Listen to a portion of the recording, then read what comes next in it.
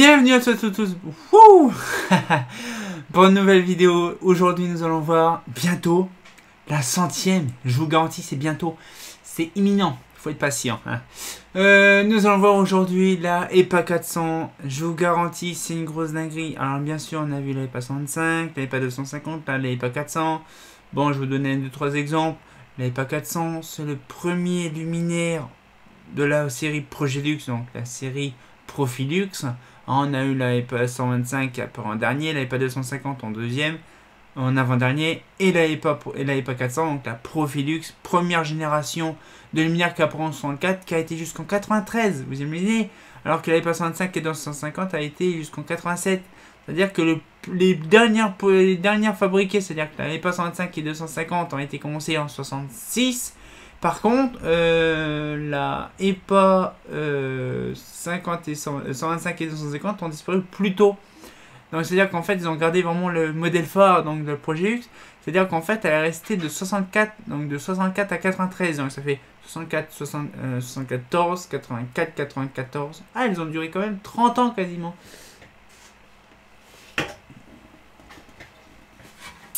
C'est un petit modèle, bon c'est assez une cloche impressionnante, bon bien sûr celle-là elle a été repeinte, bon bien sûr c'est à l'époque quand je la faisais pas, mais celle-là elle est complètement bouffée. Alors là c'est une Mazda Progelux, hein. Bon là c'est marqué dessus, bon après je vais pas vous le montrer parce qu'ils sont en inverse, au niveau de la bride. Alors sur celle-là elle est équipée, elle est pas équipée sur le bas, vous voyez il y a une plaque dans le fond, alors qu'il y en a certaines. Donc ça c'est vraiment bien une EPA. Hein. Parce que la EPA, la EP 400, en fait, il n'y a pas de plaque ronde au fond. Donc là c'est la version pour ballast. Et dans les coups dessus, on pouvait l'avoir sans le carré, donc c'était simple parce qu'il y avait le support dessus, on voit les titrets. Donc après c'est très simple à démonter ces choses-là. Donc pareil, hein, un réflecteur intégral. Donc la douille a été rechangée, genre une douille toute neuve. Ça change, ça a de la classe. J'ai reculé un petit peu la vavasse, un petit truc, voilà. Donc on a la petite EPA, donc la douille d'origine, bon bien sûr c'est une neuve, hein, c'est pas la même, mais la même authentique. Hein. Donc là celle-là elle doit dater de 76, à peu près 74-76, parce que c'est vraiment marqué Mazda Progelux, c'est une douille Legrand de cette époque. Mais après franchement elle est nickel, alors bien sûr ça se démonte différent, hein, c'est comme l'EPA 250 première génération, ça a une facilité d'ouverture. Donc là par exemple on a des petits boulons sur le côté qui permettent d'ouvrir. Voilà. Tac, on fait ça et on tire simplement. Ça se défait comme du beurre. Alors là, par exemple, il faut que je regarde parce que j'ai le bouton qui est un petit peu fatigué. Il faut que je regarde si c'est pas moi qui délire ou pas. Il faut que je regarde. Et là, du coup, on a voilà, donc, la bride qui se défait facilement. Donc là, on a par contre, c'est vraiment dégueulassement fait. Donc là, donc, on a le petit carré là en plastique qui permet de faire le boulon. Voilà, donc c'est un chariot qui est très simple. On peut monter dessus. Alors, je sais pas si on va le voir dans la vidéo. Mais on peut monter voilà, de lampes de 125 à 700 watts en Mazda Progelux. Avec bien sûr le mise en foyer intensif, extensif et tout ça.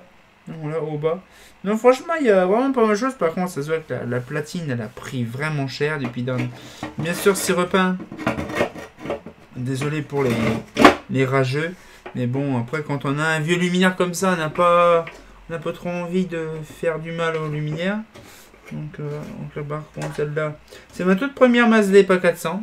Quand je l'ai vue sur internet, sur le bon coin il y a une paire d'années, j'ai ultra content de savoir que je pouvais avoir une EPA 400. Alors, du coup je la gagne de EPA depuis fort longtemps. Mais je suis fier d'avoir, ça c'est ma toute première EPA donc elle est sentimentale. Je rechangerai tout ce qui est boulonnerie parce qu'il faut vraiment que je change tout ce qui est boulonnerie, surtout les boulonneries de carcan et tout ça. Parce que ce sera très, très intéressant d'en mettre des neufs parce qu'ils sont complètement bouffés ceux-là. Donc ce serait intéressant d'en mettre des neuves. Après, tout ce qui est boulonnerie, là, les vis comme ça, les vis violons, je rechangerai, je mettrai des neuves. Parce que ça existe encore, les vis violons. Après, rien à dire, hein, c'est vraiment un floc d'alu. Mais franchement, ça dépote quand même. Parce que c'est vraiment des modèles Progelux, vraiment qui a été conçu dans les années 60. C'est, on va dire, les premiers réflecteurs Progelux à être comme ça pour les BF latérales. Parce qu'on a connu les Prabo. Donc c'était à peu près la même période que les Prabo, ce modèle-là.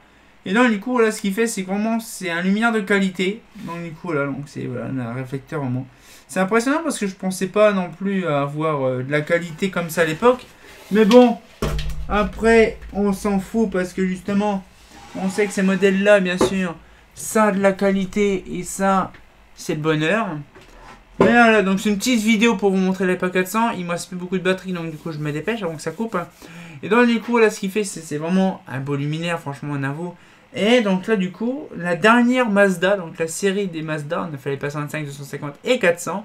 La prochaine vidéo ce sera sur une BBT. Et après on a la 100e, vous allez voir, vous allez vous faire plaisir de qualité. Donc cette fois-ci on sortit un con pour une nouvelle vidéo. Et comme de bien entendu, bah... N'est-il pas belle ma lanterne? Elle est pas moche celle-là. Elle fait pas faux.